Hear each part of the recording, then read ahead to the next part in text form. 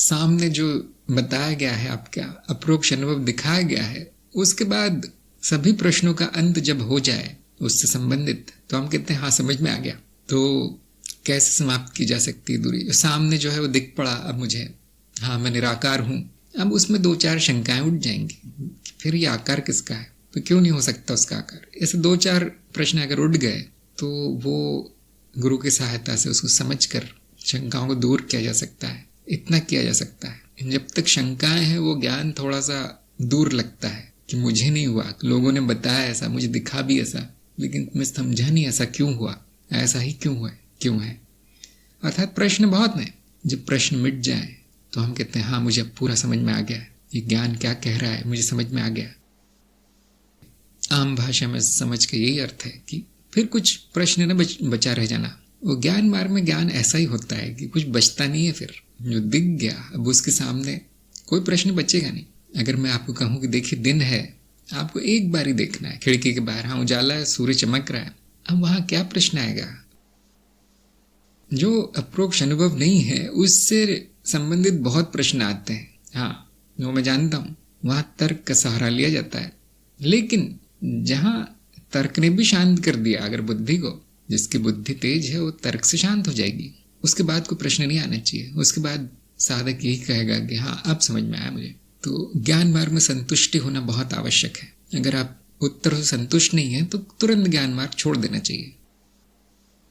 जैसे मैं कहता हूँ चरण 3 में अगर सत्यापन नहीं कर पाए आप, संपूर्ण मार्ग ही बेकार है। फिर क्यों?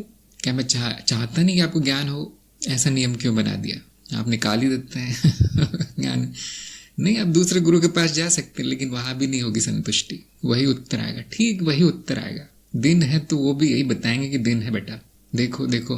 वहां भी संतुष्टि नहीं हुई तो मार्ग ही छोड़ना है। फिर ये मार्ग आपके लिए नहीं है, उचित नहीं है, समय नष्ट हो गया।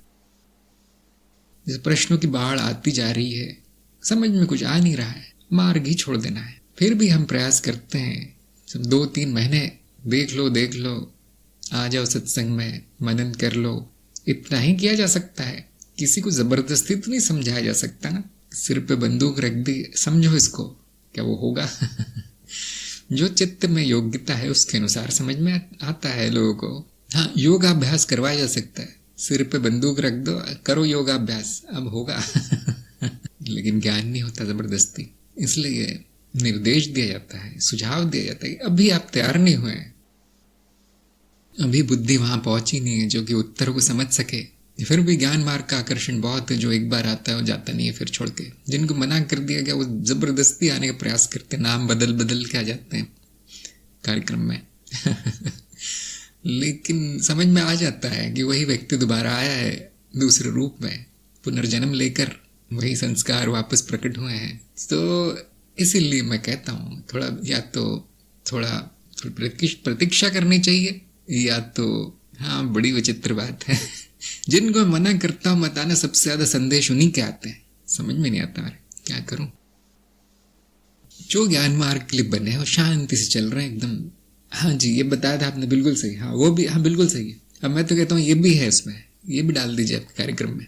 तो मैं तो हाथ जोड़ लेता हूँ, हाँ जी आप भी आप ज्ञान मार्ग के लिए पूरी तरह तैयार हैं बहुत आनंद आता है वहां, बहुत आनंद आता है। तो हाँ प्रश्नों का अंत होना बहुत आवश्यक है, समझ में आना बहुत आवश्यक है, स्वयं देखने का प्रयास करना बहुत आवश्यक है। ऐसा व्यक्ति ज्ञान मार्ग के लिए उपयुक्त है, ज्ञान मार्ग उसके लिए उपयुक्त है।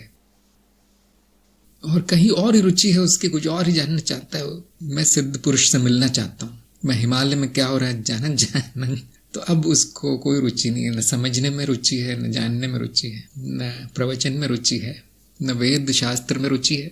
क्यों आ गया है वो? फिर क्योंकि यहाँ उससे मिलती जुलती बातें सुनने को मिल गई उसको कहीं, क्योंकि वो जाल में फंसी गया है ना। जाल तो मैंने बिछाया है तो उसे फंस गया, उसको लगता है यही मेरा मार्ग है। जब मैं कहता हूँ नहीं ये मार्ग नहीं है तो बड़ा दुख होता है फिर। हाँ उसको चलाया जा सकता है, उसको कार्यक्रम करवाया जा सकता है, उसके प्रश्न नहीं मिटेंगे। कभी कभी शर्म से या डर के मारे भी कह देते हाँ मुझे समझ में आ गया, सब परीक्षा में फेल होता है या तो पास भी होता है, तो मैं समझ जाता हूँ कि मार्ग थोड़ा अजीब चलने वाला है इसका। असली परीक्षा तो प्रयोग है। अगर आपके प्रयोग सफल हो गए, चेतना साक्षी भाव है, फल जो मिल गए हैं ज्ञान मार्ग के, तो बहुत अच्छा, फिर बहुत अच्छा चल रहा है ज्ञान मार्ग, नहीं तो छोड़ ही देना चाहिए उसे। आना तो यही है, थोड़ा घूम फिर के आ जाओ हवा खा के, अध्यात्म की हवा। इसलिए तो तरह तरह के मार्ग है, ताकि आपके पास एक चुनाव हो, ऐसा नहीं लगे थोप दिया गया मुझे एक ही मार्ग होता है हमारे देश में। समझदार व्यक्ति बोलेगा हाँ मैं अपने बारे में निर्णय ले सकता हूँ, मेरे लिए पूरी तरह बेकार है और मेरे गुरु तो मुझे आश्रम से निकाल देंगे मैं अगर इस तरह सांसारिक कर्मों में फंस गया तो वो स्वतंत्र है अपने बारे में निर्णय लेने के लिए, चाहे वो माया का ही क्यों निर्णय क्यों ना हो। ज्ञान के प्रकाश में हुआ है, ठीक है, मेरे लक्ष्य के अनुसार नहीं है, हाँ ठीक है, लेकिन दूसरे के बारे में कोई निर्णय नहीं लिया जा सकता। तो इस तरह से जब लोग पूछते हैं तो मैं समझ जाता हूँ अज्ञान बचा है अभी। अज्ञानी को ज्ञान बताना पूरी हानिकारक है, ठीक नहीं है।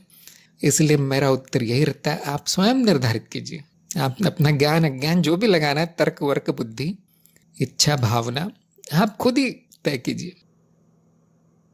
वो सोचते होंगे हाँ मैंने तो गलती कर दी इस व्यक्ति को गुरु मान के, कुछ नहीं बताता, लेकिन उनको पता नहीं है अभी कि गुरु का कार्य क्या है। वो जो बताया गया है ठीक गुरु वही बताता है। अपने पैरों पे खड़े हो, अपना कर्म खुद निर्धारित करो, किसी और से मत पूछो, वो गलत है पूछना। तो ऐसे बहुत से उदाहरण रोज देखने को मिलते हैं मुझे। कुछ तो बड़े विचित्र होते हैं, कुछ कहते हैं मेरा यहाँ मुकदमा चल रहा है, आप बताइए कैसे जीतूं मैं इसमें, मेरी संपत्ति है वो मेरे हाथ में आ जाए किसी तरह। अब यहाँ पे अज्ञान इतना ज्यादा है कि उसको फिर मैं ऐसे कर्मयोग भी नहीं बता सकता, उसको मैं ज्ञान योग कुछ भी नहीं बता सकता। उसको मैं ठीक वो बताता हूँ जैसे एक अज्ञानी व्यक्ति दूसरे व्यक्ति को बताता है।